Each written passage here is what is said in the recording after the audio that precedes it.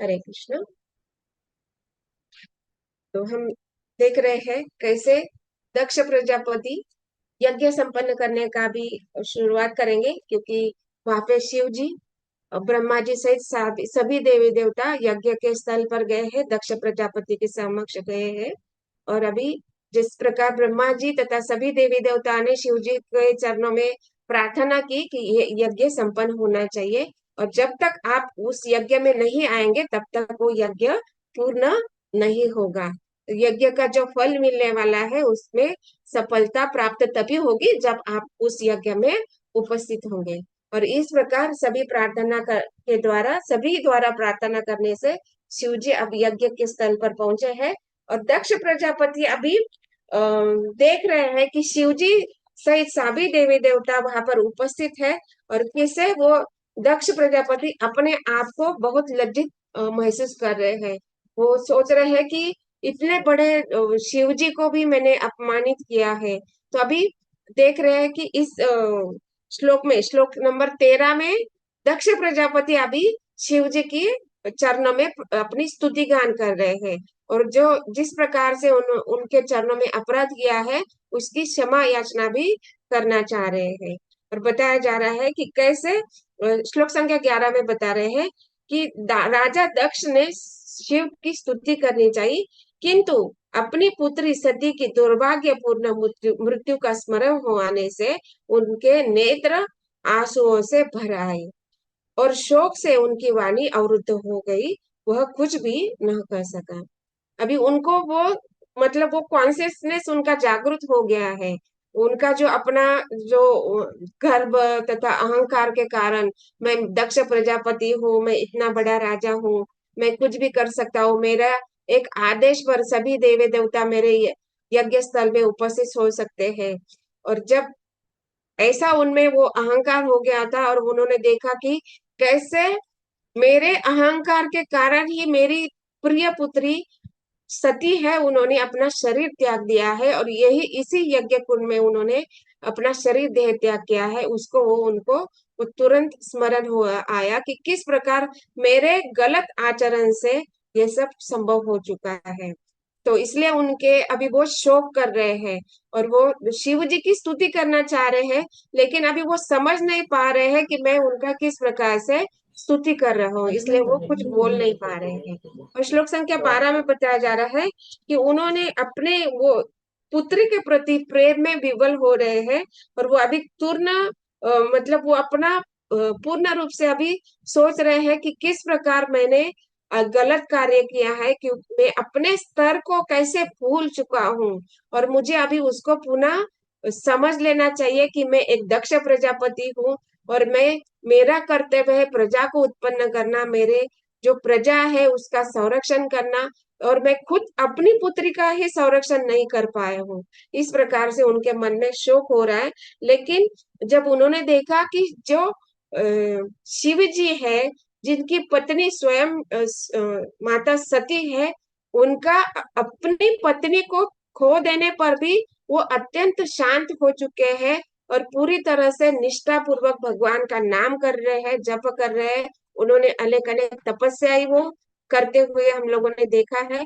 फिर भी वो वही शिव जी अब उनके यज्ञ स्थल में आ पहुंचे हैं, और वो सोच रहे हैं कि शिव जी कितनी महान है कि उनके अपनी पत्नी खो देने पर भी वो इतना क्रोध को शांत किए हुए हैं।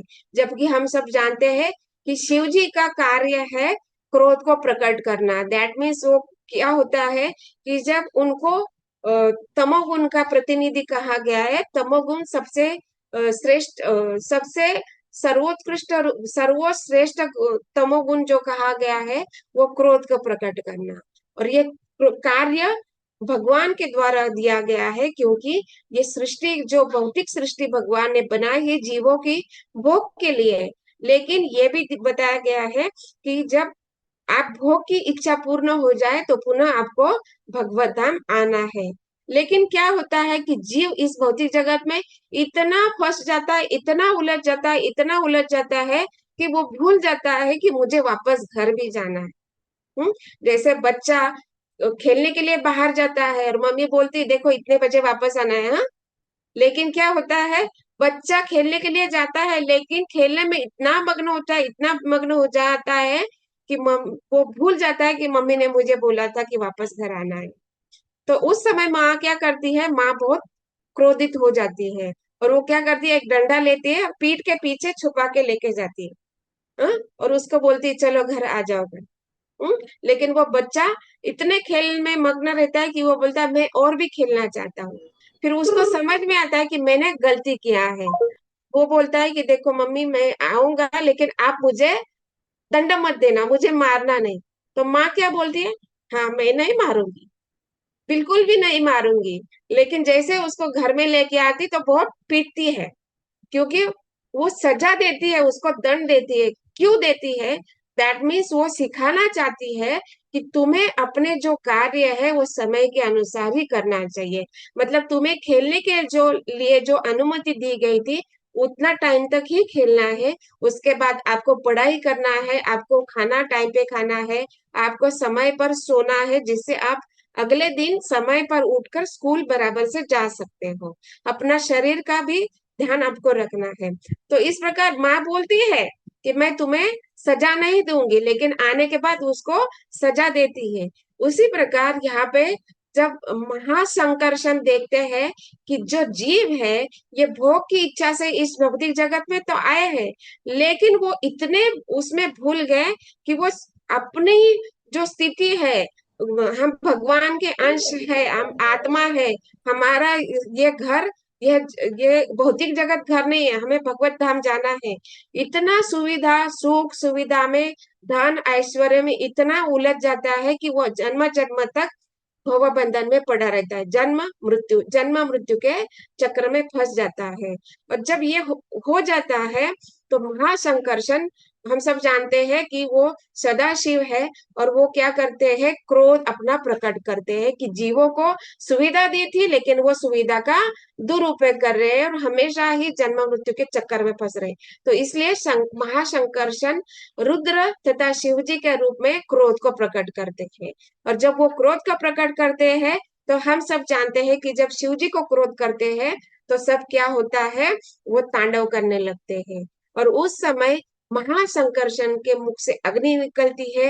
ये जो 11 रुद्र है, उनके भी मुखों से अग्नि निकलती है, और वो तांडव नृत्य करते हैं। और जब भगवान शिव जी 11 रुद्रों के साथ और महाशंकरशन जब अग्नि प्रज्वलित करते हैं, तो क्या होता है, तांडव नृत्य के साथ साथ क्या होता है, इस धूली पर जो भूमि पर जो धूली है वो हवा में उड़ने लगती है। और जब भगवान तांडव करते हैं तो बहुत क्रोधपूर्ण, बहुत आवेश में आ जाते हैं, और इतना तांडव करते हैं कि वो जो भूमि पर जो भी धूली है, जो वायु है, जो और क्या पानी है, वो इतना बहने लगता है, हवा एकदम से उग्र रूप से बहने लगती है, जो धूली आकाश में उड़ने लगती है, अंधकार छाने लगता है, प्रलय की स्थिति, तूफान बहने लगता है।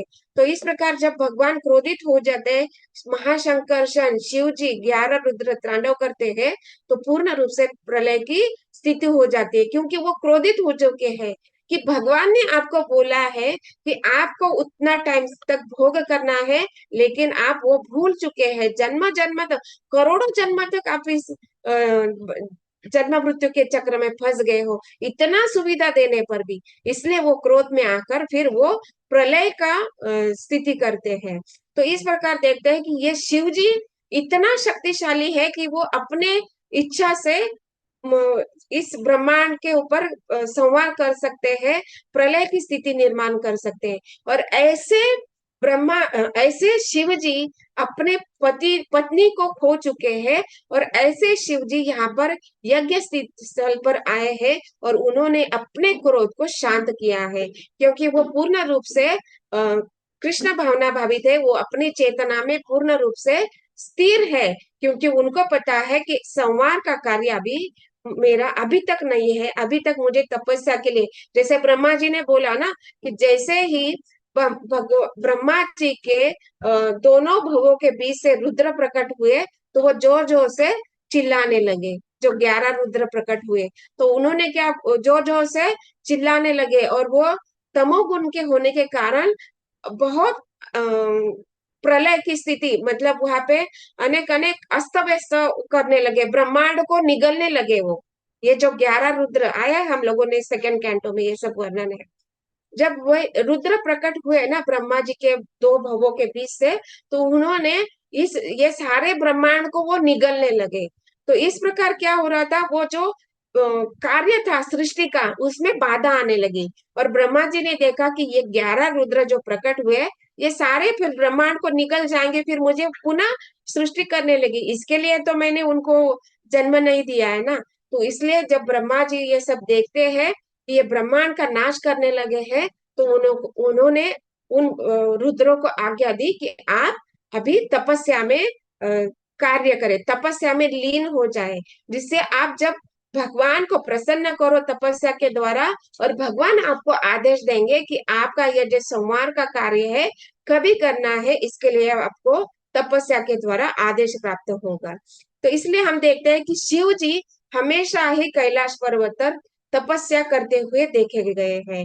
और हम देखते हैं कि वो कैलाश पर्वत पर तपस्या के साथ साथ भगवान का नाम कीर्तन भी करते हैं, संकीर्तन भी करते रहते हैं, भगवान का कथा भी करते हुए हम देखते हैं। जैसे माता पार्वती को कथा सुनाते हैं, जैसे हम लोगों ने पिछले श्लोकों में देखा कि कैसे नारद महर्षि नारद के साथ में वो वेदों के ऊपर चर्चा करते हैं, वहां पे सनत कुमार आदि आकर उनके साथ में वार्तालाप भी करते हैं, और उनका वार्ता का विषय केवल भगवत भक्ति ही होता है, भगवान के नाम गुण रूप लीला धाम, यही उनका विषय होता है।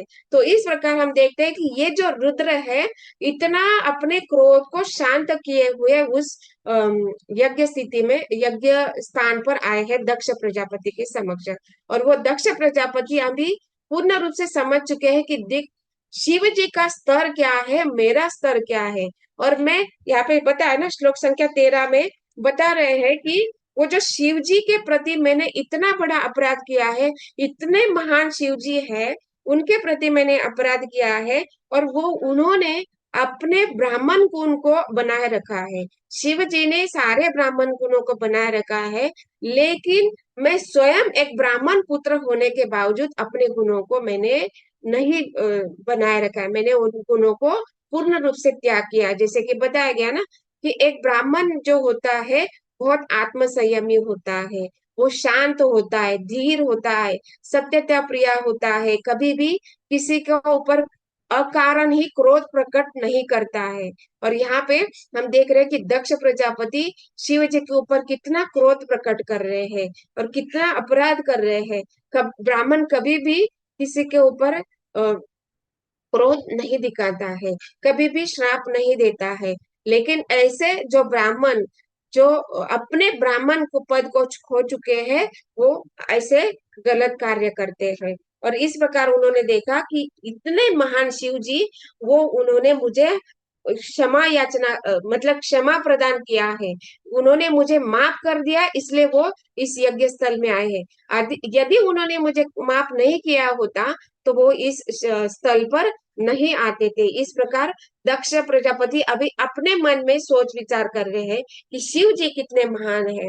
और यहाँ पे बताया जाता है कि मैंने अब स्वयं ब्रह्मा का पुत्र होते हुए, एक ब्राह्मण का पुत्र होते हुए, मेरे जो कार्य है यजन याजन पठन पाठन दान लेना तथा दान करना, ये जो ब्राह्मण के गुण है मैंने उसको पूर्ण रूप से खो दिए हैं। अभी मुझे एक ही कार्य करना है कि जिनके प्रति मैंने अपराध किया है, उनको चरण कमल को पकड़कर मैंने उनसे अपराध की क्षमा याचना करनी है।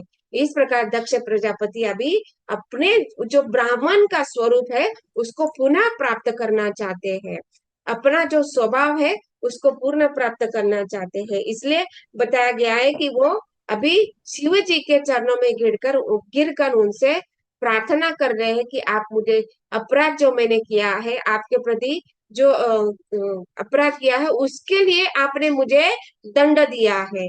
और दंड भी किस प्रकार दिया है, जैसे एक पिता एक माता अपने पुत्र को देती है, जिससे उन्होंने जो कार्य किया है उसको वो समझ सके कि मैंने जो कार्य किया है वो गलत किया है। और जैसे कि हम देखते हैं कि शिव जी ने उनको कैसे दंड दिया, उनका सर कट चुका था, तो उन्होंने क्या किया, बकरे का मुख उनको होना लगा दिया। जैसे दक्ष प्रजापति को बकरे का मुख दे दिया, लेकिन अभी बकरे का मुख होते हुए भी वो अपनी चेतना को याद रख रहे हैं। दैट मीन्स क्या हो रहा है कि हम सब इस भौतिक जगत में देखते हैं कि हम कार्य कैसे करते हैं। मन, बुद्धि तथा अहंकार, ये जो तीन सूक्ष्म तत्व है, ये बैकग्राउंड में कार्य करते हैं, और फ्रंट में कौन कार्य करता है, आगे आकर कौन कार्य करता है। तो ये जो 10 इंद्रिया है, कर्मेंद्रिया तथा ज्ञानेंद्रिया, ये आगे आकर कार्य करते हैं। और पीछे कौन कार्य करता है, तो इन सबके पीछे मन, बुद्धि तथा अहंकार होता है। ये सूक्ष्म तत्व होते हैं। और यहाँ पे देख रहे हैं कि दक्ष प्रजापति को बकरे का मुख मिला है, बकरे की बुद्धि मिली है, राइट। उनके जो मुख मिला है मतलब सर मिला है, मतलब क्या, कि उनके जो मस्तिष्क है, जो मेंदु है, हम सब देखते हैं कि मेंदु जब कार्य करेगा तभी हम कार्य कर सकते हैं, हम सोच विचार कर सकते हैं। लेकिन शास्त्र हमें सिखाता है कि ये जो बुद्धि है वो मेंदु से रिलेटेड नहीं है। इसका मेन जो केंद्र है वो आत्मा होता है। ये शरीर में आत्मा, आत्मा है तो चेतना होती है, और चेतना ही इन मन, बुद्धि, अहंकार को प्रेरणा देता है कि आपको कैसे कार्य करना है।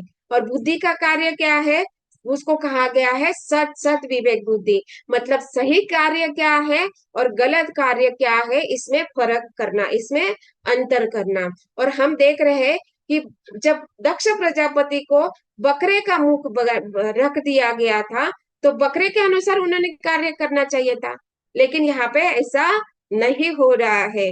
उन्होंने बकरे का बुद्धि होते हुए भी मनुष्य की, मतलब अपने दक्ष प्रजापति की जो स्तर है, ब्राह्मण का जो स्तर है, उसको वो स्मरण कर रहे हैं। दैट मीन्स ये सिद्ध होता है कि भौतिक जगत में रहते हुए भी कार्य कौन करता है, आत्मा ही कार्य करती है, चेतना ही कार्य करती है। और हमारी चेतना कितनी शुद्ध है उसके अनुसार ही कार्य करेगी। जैसे यहाँ पे बताया जाता है कि दक्ष प्रजापति को याद आ गया है कि मैं ब्राह्मण हूँ, ब्रह्मा जी का पुत्र हूँ, शिव जी मेरे अभी दामाद भी है, और एक प्रकार से एक भाई भी है, क्योंकि वो ब्रह्मा जी से ही उत्पन्न हुए है ना। तो इस प्रकार वो उनका वो जो रिलेशन है उसको यह स्मरण कर रहे हैं, और वो अपने ब्राह्मण को स्तर को पुनः प्राप्त करने का प्रयास कर रहे हैं। तो इस प्रकार देख रहे हैं कि मैं ब्राह्मण पुत्र होते हुए भी ब्रह्म बंधु बन चुका था, मतलब केवल नाम के लिए ब्राह्मण का परिवार में जन्म लिया, लेकिन मेरे सारे जो कार्य है ब्राह्मण के विपरीत कार्य मैंने किए हैं। इस प्रकार वो सोचकर वो लज्जित हो रहे हैं, वो सोच रहे हैं कि कितना मैं मूर्ख हूँ। और यहाँ पे मैंने जब शिव जी ने मुझे दंड दिया है, वो कैसे दंड दिया है कि ये जो मैंने गलती की है उसको मैं स्मरण करूं, और उसको मैं समझू कि मैंने जो गलत कार्य किया है ये मैंने ऐसा नहीं करना चाहिए था, और ये मैंने बहुत गलत कार्य किया। ये समझने के लिए मुझे इस प्रकार से दंड दिया। नहीं तो देख सकते हैं, मतलब देखा ना हम लोगों ने पिछले श्लोकों में कि एक शत्रु के रूप में जब दंड दिया जाता है तो उसमें कोई सुधार का कार्य के विषय में कोई सोचता नहीं है। लेकिन एक पिता, एक माता अपने पुत्र को जब दंड देती है तो वो कार्य होता है सुधार के लिए, जिससे वो समझ सके कि उसने क्या कार्य गलत किया है। इसी प्रकार शिव जी यहाँ पे दंड दे रहे हैं, और वो दक्ष प्रजापति समझ चुके हैं। और यहाँ पे एक उदाहरण दिया गया है कि कैसे एक ब्राह्मण का आचरण होना चाहिए। जैसे बताया गया कि ब्राह्मण जो होता है उसको आत्म संयमी होना चाहिए, शांत होना चाहिए। जैसे भगवत गीता के 18वें अध्याय में बताया गया कि ब्राह्मण के क्या क्या गुण होते हैं। तो भगवत गीता के 18वें अध्याय के श्लोक संख्या 42 में बताया गया कि ब्राह्मण के गुण क्या होते हैं। तो पहला बताया गया है शांति प्रियता। तो जो ब्राह्मण होता है वो हमेशा शांत होता है, वो कभी भी अकारण ही अपने क्रोध को प्रकट नहीं करता है। वो अत्यंत संयमी होता है। संयमी होता है मतलब अपनी इंद्रियों को नियमित रखता है, मन, बुद्धि, अहंकार, कर्मेंद्रिय, ज्ञानेंद्रिय को पूरी तरह से संयमित करता है। जैसे कछुआ, उसको पता है कि कभी इंद्रियों को बाहर निकालना है और कभी इंद्रियों को संकुचित करके अपने खोल के अंदर छिपा के रखना है। तो इस प्रकार ब्राह्मण जो होता है अपने इंद्रियों को, मन बुद्धि और सारी जो इंद्रियां है उसको खोल के अंदर छुपा के रखता है, क्योंकि उसको पता है अगर इंद्रियों को छूट देंगे तो वो गलत कार्य करेंगे, वो सारी जो चेतना है वो दिग्भ्रमित हो जाएगी, यहाँ वहां भागेगी, इससे जो मेरी चेतना है वो अशुद्ध हो जाएगी। इसलिए ब्राह्मण होते हैं वो हमेशा ही आत्म संयमी होते हैं। और वो ब्राह्मण का कार्य क्या बताया गया है? तप। वो हमेशा ही तपस्या में लगे रहते हैं, तपस्या द्वारा भगवान को प्रसन्न करते हैं। जैसे शिव जी, हम देखते हैं कि शिव जी हमेशा ही तपस्या में लगे रहते हैं। नेक्स्ट बताया गया है पवित्रता। हमेशा ही वो पवित्र रहते हैं। कैसे? बाह्य रूप से तथा आंतरिक रूप से। अभी शिव जी का उदाहरण बहुत अलग है। शिव जी बाह्य रूप से बहुत मतलब क्या बोलते हैं ना, स्मशान की राख को अपने ऊपर छिड़क लेते हैं, नर मुंड की गाला माला पहन लेते हैं, सर्प को, मतलब जो मनुष्य प्राणी है, जो मनुष्य जिन वस्तुओं को गर्हित मानता है, जिसको छूना भी पसंद नहीं करता है, उनको शिव जी अपने ऊपर धारण करते हैं। लेकिन यहाँ पे बताया जाता है कि शिव जी वैष्णव है, और वैष्णव और ब्राह्मणों का कार्य क्या है? स्वच्छ होना, शुद्ध पवित्र रहना, स्वच्छता होना चाहिए। लेकिन शिव जी भले ही बाहर से अस्वच्छ लग रहे हैं, जटाओं को धारण किए हुए हैं, नरमुंड को काला माला धारण किए हुए हैं, लेकिन वो कैसे है? आंतरिक रूप से अत्यंत शुद्ध है। उनकी चेतना पूर्ण रूप से कृष्ण भावना भावित है। लेकिन मनुष्य में ये देखा जाता है कि जैसे भले ही वो बाह्य रूप से शुद्ध दिख रहा है, लेकिन उनकी चेतना अशुद्ध है या शुद्ध है, हमको ही जान नहीं सकते हैं। लेकिन हम उनको देख जब भी समझ सकते हैं कि उनके कार्य द्वारा, उनके आचार से, उनके विचार से उन हम समझ सकते हैं कि वो अंदर से शुद्ध है या अशुद्ध है, इसको हम समझ सकते हैं। तो इस प्रकार जो ब्राह्मण के गुण बताए गए। आगे बताया गया है सहिष्णुता। सहिष्णुता मतलब क्या? कि वो इतना टॉलरेंट होना चाहिए कि कितने भी अपने स्वयं के चरणों, अपने स्वयं के प्रति कितना भी कोई अपमानित करे, मान दे, अपमान करे, उसको सहन करता रहता है। वो हमेशा, हम देखते हैं कि भक्त इतना टॉलरेंट होते हैं, वो कभी भी अपने प्रति किए गए अपराध को अपराध नहीं मानता है। जैसे शिव जी यहाँ पे बताए गए कितने सहिष्णु, जबकि उनकी स्वयं की पत्नी उन्होंने खो दी है इस दक्ष प्रजापति के कारण, फिर भी वो सहिष्णुता को प्रदर्शित करते हैं। और श्री चैतन्य महाप्रभु बताते हैं क्या? तरो क्या है? तृणादपि सुनीचेन तरोरपि सहिष्णुनाम अमानेन मानदेन कीर्तनीय सदाहरि। मतलब एक तृण जो घास है उसके तिने के समान हमें सहिष्णु होना चाहिए। मतलब क्या? कि एक तिन का घास के ऊपर हम चलते हैं तो क्या होता है? उसके ऊपर हम पैर रखते हैं तो वो दब जाता है, लेकिन जैसे ही हम आगे चले जाते हैं वो घास पुनः ऊपर उठ के खड़ा हो जाता है। उसी प्रकार हम कितना भी, हमारे ऊपर कोई कितना भी अपमानित करे, हमें कितना ही गाली गलौज करे, कितना भी हमें बोले कि हाँ इतने सारे गलत कार्य किए हैं और अभी भगवान का नाम जप कर रहे हैं और बोल रहे हैं कि नॉनवेज मत खाओ, चाय मत पियो, ये मत करो, वो मत करो, भगवान का नाम जप कर लो। ये जब हम किसी को बोलने के लिए जाते हैं तो हमें क्या बोलते हैं? जैसे वो एक प्रोवर्ब है ना, 100 चूहे खा के बिल्ली हज को जा रही है। मतलब कितना ना, कि इसने तो पहले तो बहुत गलत कार्य किया है, इतने तो गलत कार्य किया और अभी क्या बोल रही है हम लोगों को ये सब करो, वो को सब करो। हम्म। तो इस प्रकार हम देखते हैं कि जब हम भक्त बनने का प्रयास करते हैं तो बहुत अलग अलग प्रकार से हमें अपमानित किया जाता है। लेकिन हमें श्री चैतन्य महाप्रभु बताते हैं कि हमें एक वृक्ष के समान सहिष्णु होना चाहिए। कैसे? जब एक वृक्ष के, जैसे आम का सीजन चल रहा है, तो आम के पेड़ पर जब ज्यादा फल आते हैं तो वो पेड़ कैसा होता है? झुक जाता है। दैट मीन्स जब हम अपने आप को विनम्र बनाएंगे तो हमें वो नम्रता आ जाएगी कि हम किसी के प्रति भी हम झुकने के लिए, मतलब शरणागत होने के लिए तैयार होते। पहले तो हम गुरु के प्रति शरणागत होते, वरिष्ठ वैष्णव के प्रति शरणागत होते, शास्त्रों के प्रति, साधु के प्रति, गुरु के प्रति। इस प्रकार से हम शरणागत होते हैं तो विनम्रता अपने आप आने लगती है। दैट मीन्स हम इतने प्रकार से सहिष्णु बन जाते हैं। और ब्राह्मण कैसा होता है? सत्यनिष्ठ होता है, वो कभी भी झूठ नहीं बोलता है। और अगर कभी ऐसे समय में झूठ बोलना भी पड़ता है तो वो इतनी अच्छे तरह से बोलते हैं कि जिससे व्यक्ति को वो बुरा नहीं लगता है।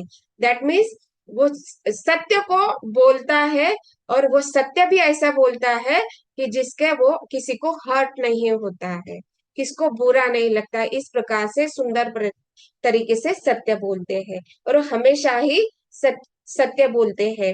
और वो अपने ज्ञान तथा विज्ञान में हमेशा ही दृढ़ता बनाए लगते हैं, अत्यंत निष्ठा पूर्वक वो कार्य करते हैं। उनको ज्ञान होता है ब्रह्मेति, परमात्मेति और भगवानेति, ये तीनों स्तर का उनको ज्ञान होता है। आत्मा तथा पदार्थ का ज्ञान होता है, भगवान के रूपों का ज्ञान होता है, भगवान के लीला के रूप में अनेक अनेक प्रकार का वेदों का उनको पूर्ण रूप से ज्ञान होता है। और वो हमेशा ही धार्मिकता के ये ज्ञान होने के कारण वो कार्य करता है कि इस जगत में जो जीव भौतिक जगत में फंसा है उसके लिए ये ज्ञान प्रदान करने का वो कार्य करता है। जैसे यजन याजन करता है, अलग अलग प्रकार के यज्ञ करते हैं, पठन पाठन करते हैं, अध्ययन करते हैं, और क्या करते हैं? दान लेते हैं तथा दान देते हैं। तो ब्राह्मण क्या दान देते हैं? ये जो वैदिक ज्ञान है, भगवत विषय ज्ञान को दान देते हैं। और दान लेते क्या है कि जो संपत्ति भगवान ने हमें दी है, जो वो ब्राह्मणों की है पहले से ही, उनको ही वो पुनः दान के रूप में, कर के रूप में वापस लेते हैं। जैसे गवर्नमेंट हमसे टैक्स लेते हैं, और जो हम जैसे हम जानते हैं ना कि जो टैक्स लेते हैं वो क्या होता है? जो बॉर्डर पर जो सैनिक कार्य कर रहे हैं, हमारी देश की जो भूमि है, वो जो उसका संरक्षण करने का कार्य करते हैं, वो जब क्षत्रिय वहां पे बॉर्डर पे खड़े हैं, उनका प्रोटेक्शन के लिए ये सब हमारा जो टैक्स है उसका राजा उपयोग करता है। इस प्रकार हम देखते हैं कि ये जो ब्राह्मण के कर्तव्य है वो ब्राह्मण कभी भी छोड़ता नहीं है। और हम सब देखते हैं यहाँ पे कि ये जो ब्राह्मण के स्वभाव है, जो गुण है, ये दक्ष प्रजापति ने पुनः खो दिए थे। लेकिन जैसे ही उन्होंने शिव जी को देखा कि ये शिव जी में सारे गुण हैं और मुझे भी ये पुनः प्राप्त करने हैं, इसलिए उन्होंने उनके चरणों में स्तुति गान करने का प्रयास किया है। और जो ब्रह्म बंधु बनने का जो मेरा स्वभाव है उसको बदलने का वो प्रयास कर रहे हैं दक्ष प्रजापति। और यहाँ पे उदाहरण दिया गया है कि जैसे एक ब्राह्मण के प्रति हमें कभी भी कठोर नहीं होना चाहिए। जैसे ब्राह्मण कभी बोलते हैं ना, जैसे हमें बताया जाता है कि आप अध्ययन कीजिए, ज्ञान प्राप्ति कीजिए, विज्ञान के रूप में जो भागवतम दिया गया है उसको हमें दृढ़ता से पालन करना है, नित्यम भागवत सेवा है, ये हमें बताया जा रहा है। लेकिन जब एक ब्राह्मण दान की याचना करता है, डोनेशन मांगते हैं, वैष्णव आते हैं, तो हमें उनके प्रति कभी भी कठोर नहीं होना चाहिए, क्योंकि ये जो ब्राह्मण होते हैं, जो वैष्णव होते हैं, वो हमेशा ही भगवान की सेवा के लिए ही वो ये धन को उपयोग करते हैं। तो इस प्रकार देखते हैं कि ब्राह्मण के प्रति हमें कभी भी कठोर नहीं हुआ जाना चाहिए। और जैसे ब्रह्म बंधु बंधु के बारे में विषय बताया है कि ब्रह्म बंधु कभी भी घोर अपराध नहीं करते हैं। और अश्वत्थामा का उदाहरण दिया गया है कि अश्वत्थामा एक ब्राह्मण पुत्र होते हुए भी उन्होंने कितना बड़ा अपराध किया कि सोए हुए पांडवों के पुत्र को उन्होंने मार दिया। और ये जब देखा, ये जब दुर्योधन को पता चला तो दुर्योधन भी बहुत क्रोधित हो गया। मतलब ये कार्य जो है अश्वत्थामा ने दुर्योधन को प्रसन्न करने के लिए किया था, लेकिन स्वयं दुर्योधन जितना बड़ा दुराचारी है, वो अभक्त है, भगवान को नहीं मानता है। इतना बड़ा दुराचारी होने पर भी दुर्योधन ने अश्वत्थामा को ऊपर बहुत क्रोध प्रकट किया कि तुम ब्राह्मण पुत्र होते हुए ऐसे कार्य कैसे कर सकते हो। तो इस प्रकार हम देखते हैं कि अनेक अनेक उदाहरण है, जैसे ये श्रृंगी ब्राह्मण, जो ब्राह्मण पुत्र है, छोटा सा पुत्र है, कुछ 13-14 साल का पुत्र बताया गया है। और उन्होंने जब महाराज परीक्षित ने ब्राह्मण के गले में जो मरा हुआ सर्प डाला, तो ये ब्राह्मण ने श्राप दे डाला परीक्षित महाराज को। तो जैसे देखते हैं ना कि ब्राह्मण कुल में होते हुए भी वो अपने कार्य को छोड़ रहे हैं और ब्राह्मण क्या कर रहे हैं, श्राप दे रहे हैं। ये ब्राह्मण का कभी भी स्वभाव नहीं है। ब्राह्मण से हमेशा आत्म संयम, सत्यनिष्ठ और शांति प्रिय होता है, सहिष्णु होता है। उसको ये स्वभाव को छोड़कर गलत कार्य करते हैं तो वो कभी भी ब्राह्मण नहीं कहे जाते। इसलिए अश्वत्थामा तथा ये श्रृंगी जो ब्राह्मण कुमार है उसको ब्रह्म बंधु कहा गया है। और प्रजापति दक्ष को भी ब्रह्म बंधु कहा गया है। मतलब ब्राह्मण के परिवार में उत्पन्न होने पर भी वो ब्राह्मण के गुण को उन्होंने स्वीकार नहीं किया है। मतलब उस समय के लिए उन्होंने वो गुणों को परित्याग किया है, इसलिए वो ब्रह्म बंधु से कहा गया है। और इस प्रकार हम देखते हैं कि वो अपने स्थिति को प्राप्त करने के लिए अभी शिव जी के प्रति स्तुति गान कर रहे हैं। वो शिव जी को प्रसन्न करने का प्रयास कर रहे हैं और वो अभी यज्ञ करने जा रहे हैं। जैसे बताया ना, प्रभुपाद जी लास्ट लाइन में तात्पर्य बताते हैं कि यद्यपि वह पतित हो चुका था किंतु उसने यज्ञ करने का व्रत ले रखा था। दैट मीन्स क्या है, ब्राह्मण का कार्य है यजन याजन करना।